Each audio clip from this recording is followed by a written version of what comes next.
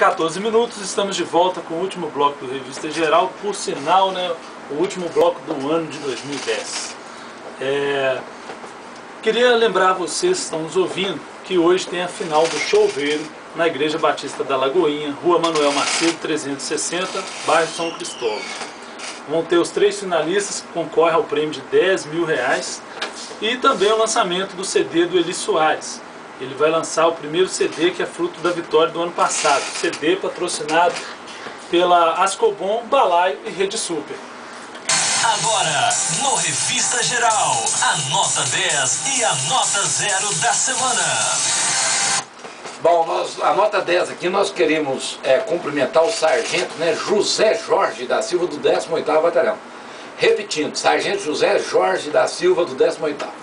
Qual que é o fato motivador dessa nota 10? Quinta-feira, por volta da meia-noite, 2 assaltantes armados abordaram os ocupantes de um Corsa no bairro Alvorada, em Contagem. Durante o rastreamento, a equipe do sargento José Jorge da Silva deparou com os marginais na rua Bueno Brandão. Houve troca de tiros. Foram apreendidos 2 revólveres. Um dos marginais, conhecido apenas como Zim, infelizmente veio a óbito. E o outro, o John Xavier, de 19 anos, foi preso. Então, a gente cumprimenta essa guarnição aí pela eficácia. Obviamente, a gente lamenta o passamento do marginal, né, mas preferível o marginal do que os policiais, não é verdade? E uma situação de risco e com muita felicidade para a guarnição e erros para a sociedade, né? Esse, pelo menos aqui, não vai assaltar mais ninguém, não. E a nota 10 da semana, a nota 0, né? Essa aí não tem jeito, Gonzaga. Vai ter que ser para esse deputado aí, ó, Lafayette Andrade. E também para esse amigo dele aí, ó, o tal de Adalclever Lopes. O que você tu mandou aprontando com a polícia aí, ó, Gonzaga? Olha, todas as vezes que nós fizemos alguma provocação, que o sargento Rodrigues fez, que o deputado Valange fez, para chamar o oficial na Assembleia para se explicar de denúncia, o governo primeiro faz tudo para não. O governo encontra liderança do governo, presidente da Assembleia, e quando vão, o governo manda para lá uma meia dúzia de deputados para defender o governo. Os capachos, né? Os capachos do governo.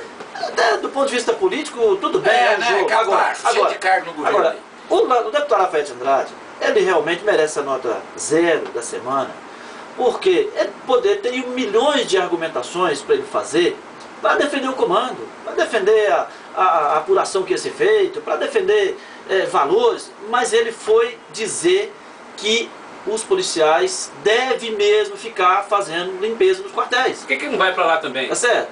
Ele foi defender da pior forma possível, que é desvalorizando os policiais, de novo, não pela capina, mas dizer, eu fui também da aeronáutica, eu também fiz. Foi nada. Ele fez serviço obrigatório. O que ele falou, gente, ó, eu faria, na colocação dele, eu limparia o quartel sim, se eu visse ele limpando a Assembleia Legislativa. E faz as comparações que não são cabíveis. E no momento que nós estamos até conquistando, eu avalio assim, uma valorização diante da sociedade, não diante do Estado, mas a sociedade cada vez mais nos representa, nos valoriza, e que nós estamos cada vez mais discutindo com a sociedade o nosso papel na segurança pública.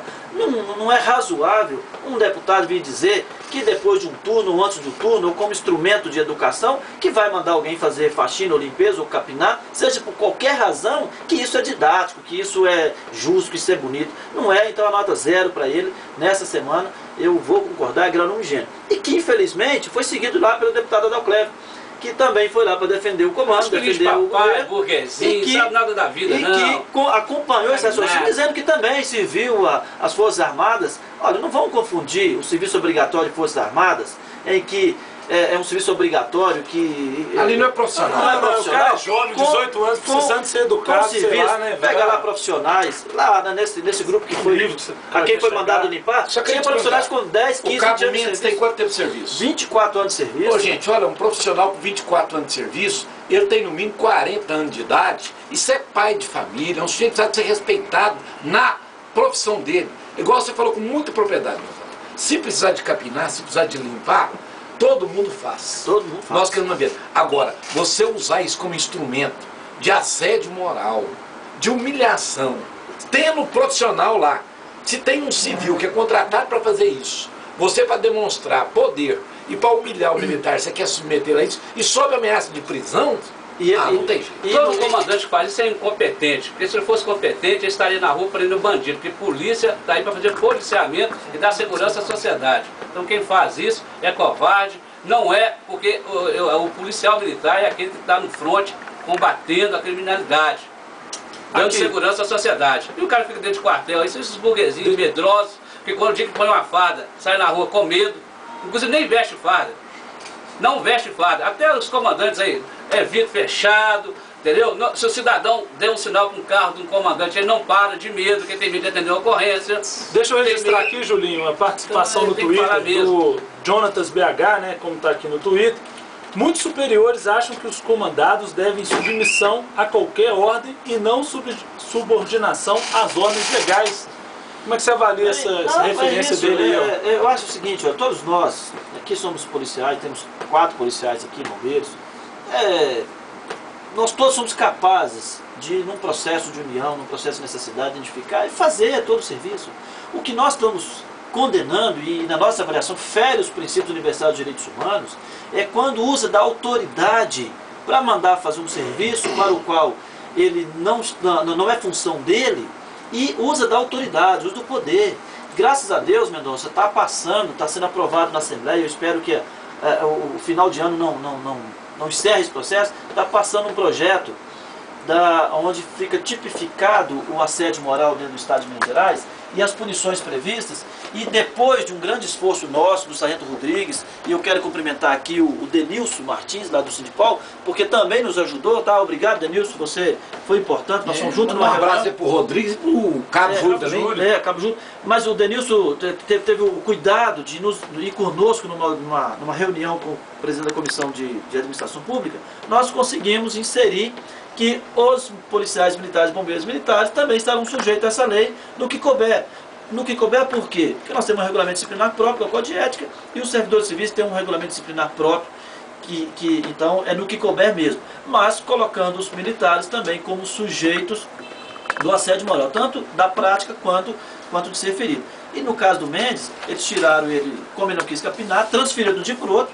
Ele tem 24 anos trabalhando no canil. De um dia para o outro mandaram ele para o BPE, para ser da unidade. Sabe fazer o quê? Para humilhar, porque botaram ele de plantão de alojamento. Mas não tem plantão de quê? Plantão de alojamento. Ficar quieto lá dentro do alojamento. Ficar alojamento. Graças a Deus, e aí eu quero, aqui, a gente tem que fazer justiça, né, Mendonça? Tem, lógico. Tem que fazer justiça. Nós intervimos no dia seguinte, o coronel Teatino ainda estava na ativa, tá? E nós queremos aqui, o coronel Teatino, agradecer aqui, reconhecer essa atitude do senhor, que no mesmo dia ele retirou o Mendes de lá e transferiu ele para a Florestal, pelo menos permitindo que ele voltasse a trabalhar na casa. Deixa eu fazer uma pergunta. O TJ parece que foi aprovado para os funcionários, né? TJ, na Justiça, insalubridade, periculosidade, e a nossa profissão, policial militar, bombeiro, não é profissão perigosa? Não é reconhecida? Olha, esse é um esforço antigo de todos nós, né, Julinho? Até pouco tempo nós não éramos nem reconhecidos como... Não tinha profissão, não tinha profissão, né? Hoje está catalogado no catálogo brasileiro de ocupação a profissão de técnico em segurança pública e de gestor em segurança pública, né? Que é para os policiais e para os bombeiros também. Nós conseguimos, lá em 98, um trabalho que iniciou em 96, através do deputado Raul Lima Neto. Isso, eu tenho essa assinatura ali, caso até hoje guardado. E esse é muito significativo, me permita aqui vender o nosso peixe também, porque a primeira vez que a ASPRA foi à Assembleia e participou de uma audiência pública foi exatamente no dia 6 de novembro de 1996, onde nós reivindicávamos o cumprimento de um decreto e de uma lei. Tinha uma lei que dizia o seguinte, que que tinha que pagar 40% de periculosidade para quem estivesse enquadrado. E tinha um decreto que dizia que era perigosa a profissão que colocava em risco o profissional. Então nós enquadramos aqui. E conseguimos essa aprovação.